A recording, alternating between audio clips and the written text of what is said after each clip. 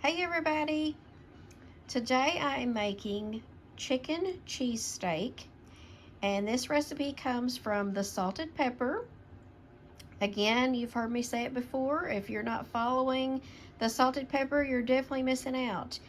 Miss Louise has such wealth and knowledge about um, Ninja Foodie, Ninja products, um, air frying, pressure cooking, all the sorts. So, and she has some absolutely amazing recipes. So this is one of them. I've made it before. It is absolutely delicious.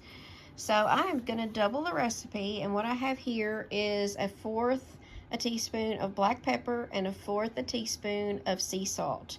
And that is because I'm doubling the recipe, and I just mix them together. I stirred them up, mixed them together. Then I have some boneless, skinless chicken breast. And what I have done is I let them thaw in my refrigerator, and then I thinly slice them. So here's actually one of the chicken breasts. I just left it intact so I could show you that, you just take it and slice it really thin. She recommends in the recipe to put them, you can even put them in your freezer for about an hour before you're going to slice them, and it helps it, it's easier to slice them that way. But I had actually thawed mine in the refrigerator, and forgot about even putting them in the freezer again, to do that. So they just sliced up just fine. So now what I'm going to do is I'm going to take my chicken breast slices, that's thin slices, and I'm just going to cover those, coat those with this salt and this pepper. So I've got 4 teaspoons of olive oil in my skillet here, in my pan, and I'm letting that heat up. And you're going to do medium high heat, I believe it was. So I do about five or six. And to that I'm going to add, I have about 8 of these mini peppers, or you could use just a whole one whole pepper, but I have 8 because I'm doubling the recipe, so I could use 2 whole peppers if I was going to do that. So I'm going to add that in, and to that I'm also going to add, I'm using 1 whole yellow onion. The recipe calls for, I believe, a half of a Vidalia, but since I'm doubling it, I'm going to use a whole, and I didn't have Vidalia, so I'm just using a yellow sweet onion. So I'm going to add that in.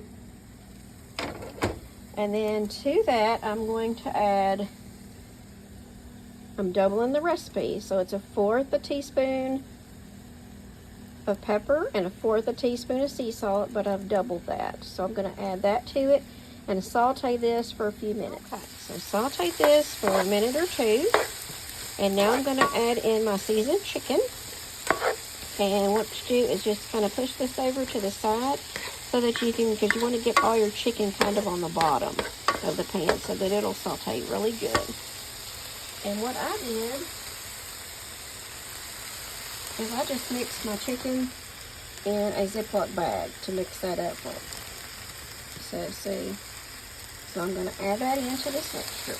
All right, I've got my chicken on this side and the vegetables over here, and I'm just going to saute this for about 2 minutes, and then I'll mix it all together. That's just so you can kind of get your chicken coated pretty good there on the bottom.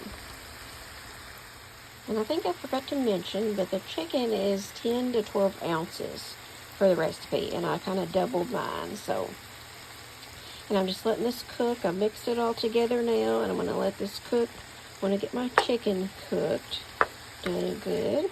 And I'm also preheating my oven 450 degrees. You want to preheat it for about 5 or 10 minutes.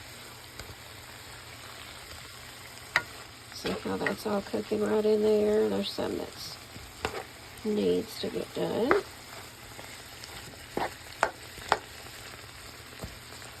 I've got it all mixed in there together. The onions and the peppers and seasonings and the chicken.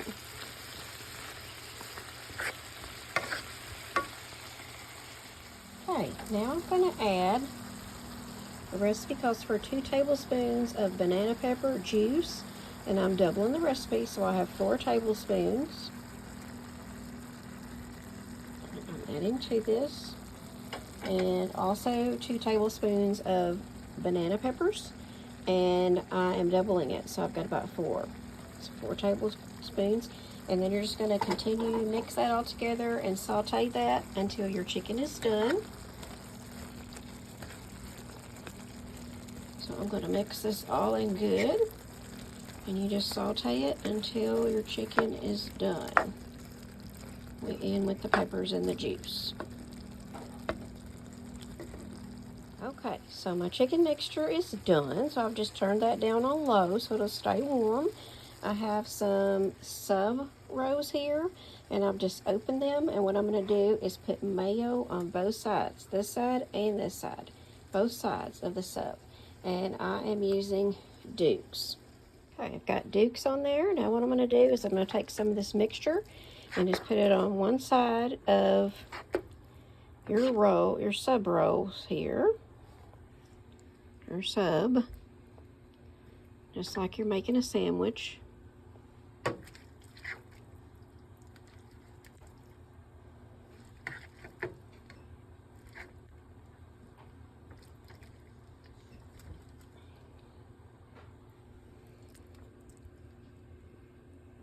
And I'm doing this one-handed, y'all, so bear with me here.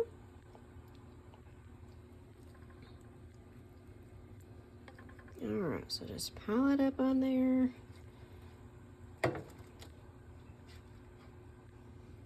I'm going to add a little bit more to this one.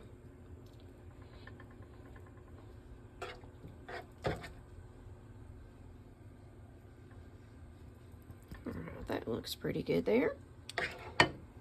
Alright, I've got both of those on there. Now what I did is I take 2 pieces of provolone cheese per sub and place on your sandwich there. And then you're just going to bake it in the oven. Remember, I preheated the oven to 450. You're just going to bake it just long enough to where the cheese melts. Okay, it took me 3 minutes. And that's just kind of starting to brown on the edge of this side of the sub. But see, the cheese is melted.